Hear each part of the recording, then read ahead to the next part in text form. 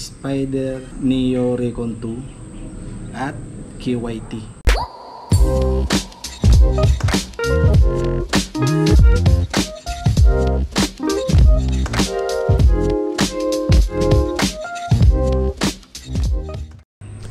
Hello mga kasolo, what's up? Magandang araw po sa inyong lahat. Boy Solohista po, nagbabalik para sa ating helmet comparison. Yan, katulad po nung nakaraang video natin, yung dalawang helmet na kinumpir natin ng Evo tsaka Geely. Siyempre alam nyo na yung napili ko kung alin doon ang mas gusto ko sa kanilang dalawa, pero wala namang problema, kahit alin doon okay naman.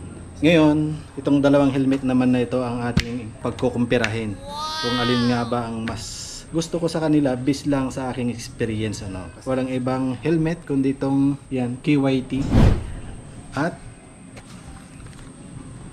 Neo Spider. Yan, naka-bag pa, ano. So tanggalin natin sa bag. So itong mga helmet ito ay nagamit ko na siya long distance, yan, malapitan. Kaya yon, i-compare natin siya para may idea kayo pala yung mga gustong bumili ng helmet, ano, budget meal lang ang gusto na quality na helmet. Yan, sasabihin natin ngayon kung alin sa dalawa ang pwede sa inyo or nababagay sa inyo. Yun na nga itong Spider Neo. So may mga sticker na yan, may mga ano ng camera kasi ginagamit ko na nga siya. At yun, ito yung time na pwede na natin silang pagkumpirahin kasi nga nagamit na natin sila sa... So hindi na natin patatagalin guys tong video na ito, ano. Sasabihin lang natin guys yung mga naging experience natin sa helmet na to kung bakit yun ang napili natin. Siyempre ginagamit natin lahat yan na helmet natin. Hindi naman di porkit yun ang gusto natin, iyon na yung laging ginagamit natin o ano. Sinasalit-salitan ko siya para hindi sila masira. Kasi pag na-stock ng matagal yan, masisira yan, lalo na yung mga foam nito. Yan oh, may kunting ano na siya eh. Back na siya. Oh no! Baka na isagi ko lang kung saan-saan to. Pero may ganyan na siya, may tama na. Pero ang ganda ng foam nito. Spider. Yan oh. So, unahin natin yung ano, Spider. Yan. Itong Spider siguro ilang taon na rin sa akin to at yan nagamit na natin sa mga long rides yan. Kung napapanood nyo yung North Loop ko nung medyo maluwag-luwag ng pandemic, yan, nag North Loop ako gamit nitong Spider. Ito yung gamit ko guys nung nag North Loop ako. Ito yung ano, Recon 2 na Spider. Yan o, Recon 2. Pag binili mo tong Spider na ito guys, may kasama na siyang spoiler at smoke in clear na visor. May kasama na yan na visor. Tapos yun lang. So ang helmet na ito guys ay full face na syempre dual visor siya. Yan. Kung gagamitin nyo naman sa gabi guys, ipalit nyo na lang yung ano dito, yung clear visor, ano. Kasi di nyo na makikita guys pag ito para ginamit nyo sa gabi. Tsaka may ano naman, may visor ka sa loob. Syempre guys, ang bigat nito ay nasa ano, 1.5 plus 50 grams. Yan o. So bale 1.550. Yan, nandyan. Siyempre, nakikita nyo naman yung kulay. Ito yung gusto ko na kulay. Kung sa bigat, okay naman siya. Katamtaman lang yung bigat. Hindi siya magaan, hindi siya sobrang bigat. Yan yung ano, air vent niya. Yan, may air vent siya dyan, dalawa. At siyempre, sa likod, wala. Ewan ko dito, baka meron dito. Ewan ko wala, wala akong makita sa likod. At siyempre sa harap, yan. Yung foam, okay naman yung foam nito. At yun nga may, ito pasira na siya. Yan. Medyo, may ano siya, may bakbak na siya ng konti. Ewan ko lang, siguro nasagi kung saan. Ganyan, kung saan mo sinasabi. Pero dapat may mga sabitan ka talaga na hook or di kaya yung mas maganda pa. At yung foam, wala na muna akong problema sa foam. Medyo maganda siya isuot sa long ride, wala akong problema talaga sa long ride. Sa wind noise naman, okay naman siya. Hindi siya ganong kaingay, pero hindi rin siya ganong katahimik, nasa normal lang. Yun, syempre quick release. Quick release siya. Dali lang tanggalin. Ganun lang, kasimple itong Spider na ito, Recon 2. At yung price niya nasa ano, 3.8. So yun, ito yung Neo Recon 2 na Spider. So maganda siya guys. Wala pa yung mga Evo Geely na helmet, meron na ito. At saka siyempre sa quality, goods na goods to. At siyempre hindi na natin siya testing sa mga bagsak or palo helmet na yan. Siyempre, gamit natin yun. Spider Neo Recon 2. So sa KYT naman tayo guys. KYT. Ano na bang KYT? Basta ito yung full face na dual visor na KYT. So Ito guys, KYT, may full face KYT at dual visor na rin siya. Ayan. Dual visor. Ganyan din yung bukasan ng ano niya, ng visor niya. At syempre may air vent siya dyan. Tsaka dito, kaliwa kanan. So meron din dyan air vent to. Ayan. At sa kabila syempre.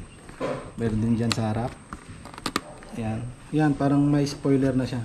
Kung titignan mo siya sa likod na ganyan. Pero may mga nabibili guys na nilalagay ito ng spoiler, ang gaganda. So hindi ko na kailangan kasi parang may spoiler na nga siya dyan. Ito yung foam niya, sa sobrang tagal niya, sa ilang taon na siya sa akin, parang hindi pa siya nagbabago. Ang ganda pa rin ng pagka ano niya. Hindi pa rin siya lumuluwag ng ganun kaluwag. Hindi katulad ng ibang helmet na pag madalas mo siyang sinusuot or matagal na sa'yo, lumuluwag na siya dahil sa foam, nag-a-adjust yung foam. So ito okay pa yung foam niya. Ilang taon na to sa akin. KYT na to. Tsaka itong KYT pala guys, yung ano, ganito yung lock niya. Linagyan ko lang siya ng quick release, tinahian ko lang. Kasi nga medyo matagal isuot ito eh. Ito yung mga ano, ganito talaga yung mga KYT kasi ginagamit sa racing to. Susuot mo lang naman na gano'n pero medyo matagal. Pero pag sanay ka na siguro, madali na lang. Ito safe na safe ka pag ganito yung ginamit mo sa ano, pag nadisgrasya. Hindi talaga matatanggal yan. Pag natanggal pa to, sama na yung ulo mo.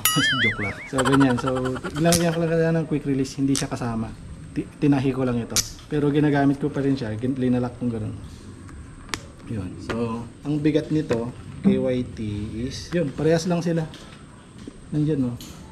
Yan, parehas lang sila ng Spider, yung bigat. Ang gaan, parehas lang sila. Sa with noise, ganun din, parehas lang. Halos wala silang pinagkaano sa akin eh, pinagkaiba sa ganda, ano, komportable sa pamagitan ng pagsusuot mo or paggamit mo, pagmumotor. Yan. Parehas lang eh.